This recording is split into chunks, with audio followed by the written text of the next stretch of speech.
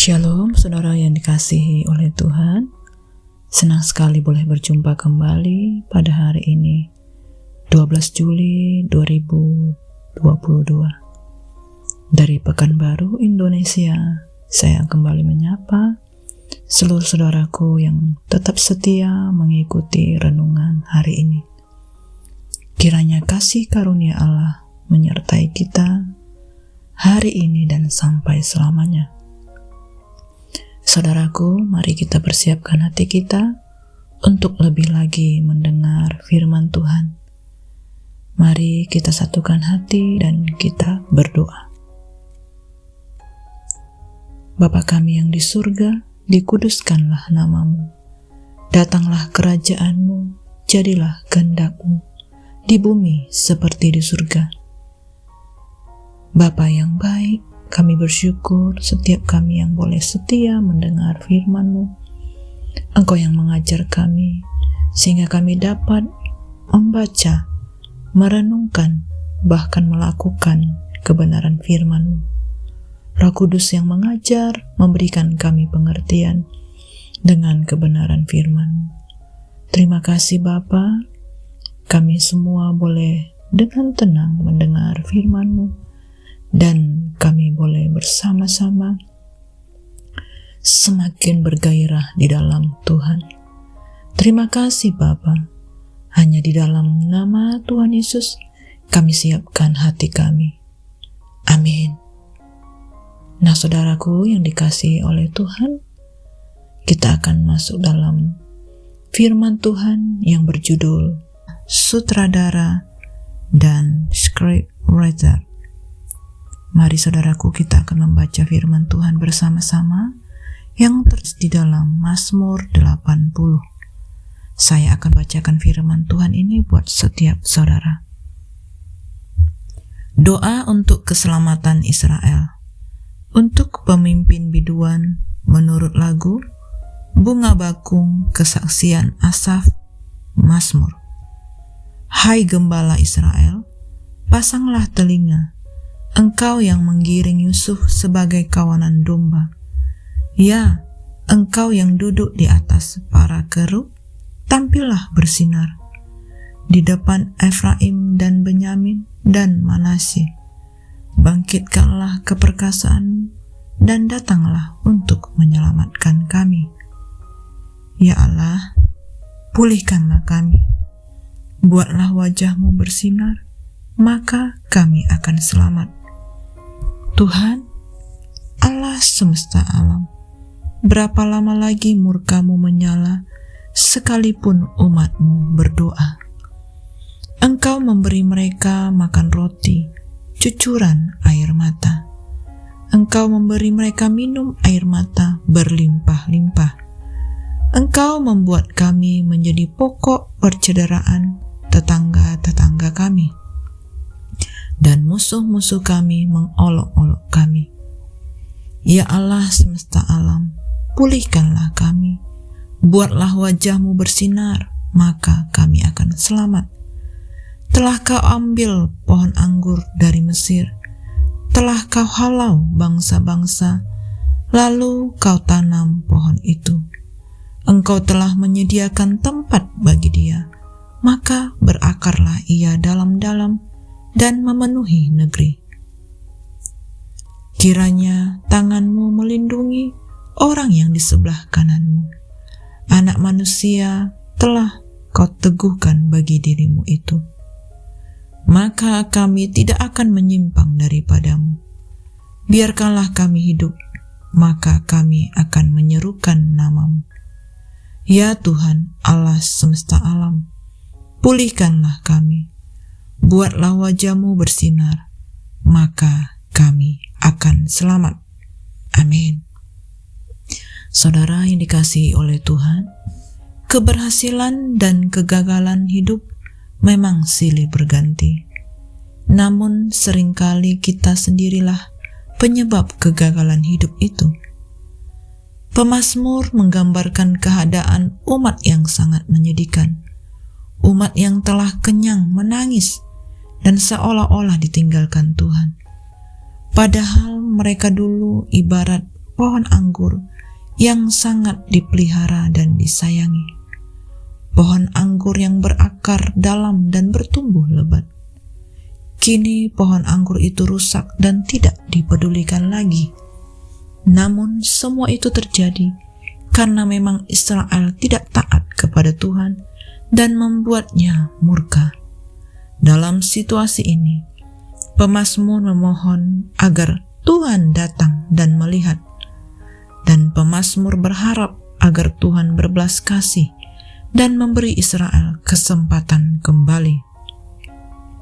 Saudaraku, saat kita berada di titik terendah kehidupan, kita cenderung menyalahkan banyak hal, kecuali diri sendiri. Padahal bisa jadi diri kita sendirilah penyebabnya.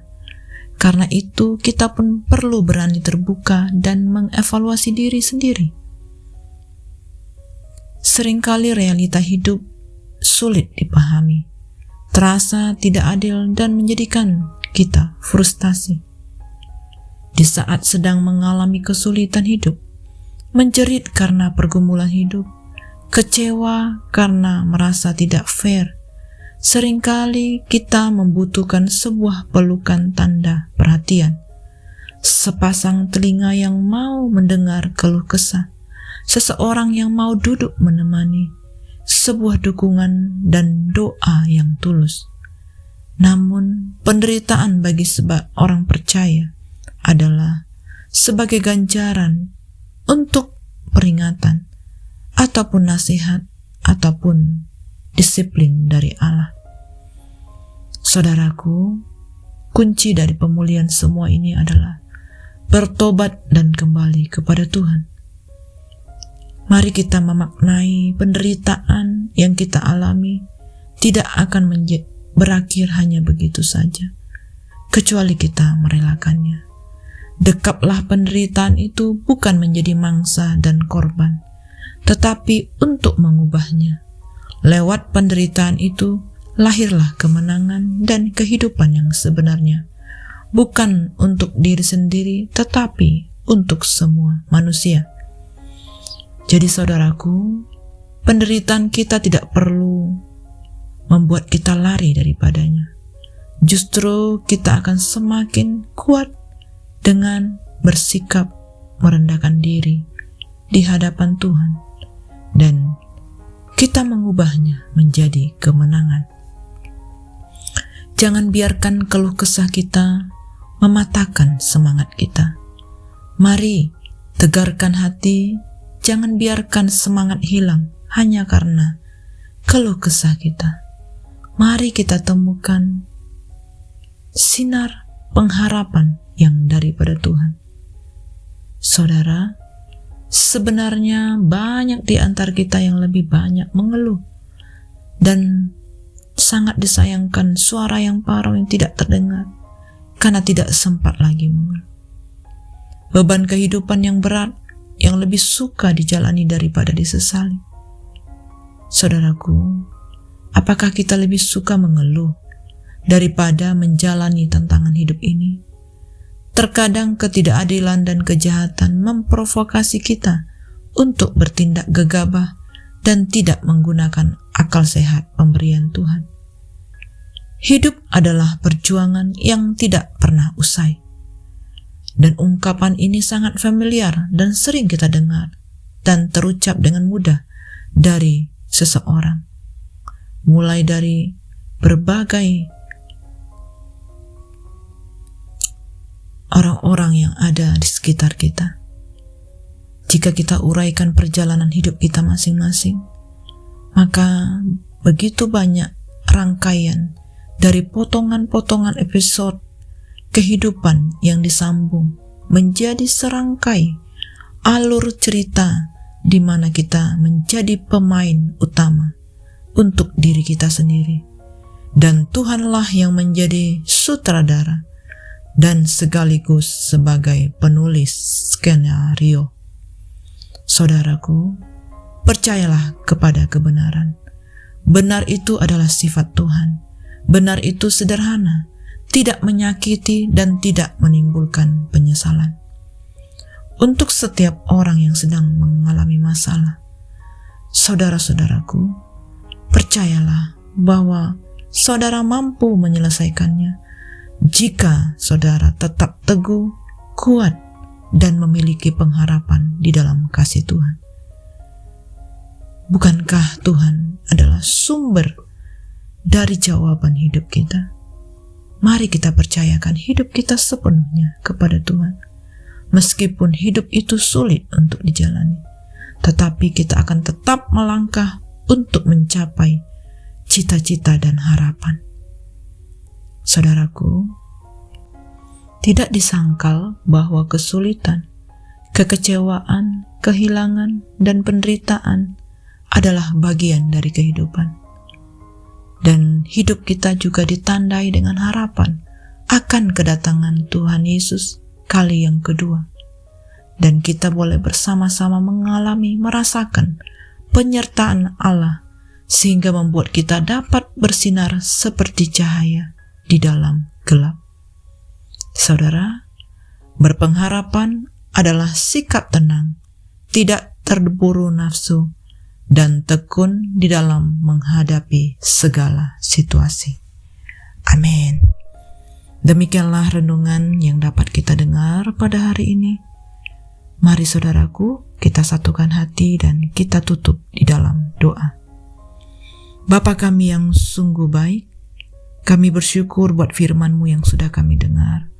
Urapi kami, penuhi kami. Biar hati kami menjadi bejana, menjadi tempat, bahkan menjadi tanah yang subur, untuk kami boleh semakin berbuah di dalam Engkau. Terima kasih Bapa, kami bersyukur setiap kami semakin kuat, semakin mengerti, dan kami semakin mengevaluasi diri kami, sehingga kebenaran firman-Mu sungguh-sungguh mendrive hidup kami. Terima kasih Bapa, Engkaulah sutradara dan penulis skenario di dalam hidup kami. Terpujilah nama-Mu Tuhan, kekal sampai selamanya. Hanya di dalam nama Tuhan Yesus kami berdoa. Amin. Semangat pagi dan semangat beraktivitas saudaraku. God bless you all.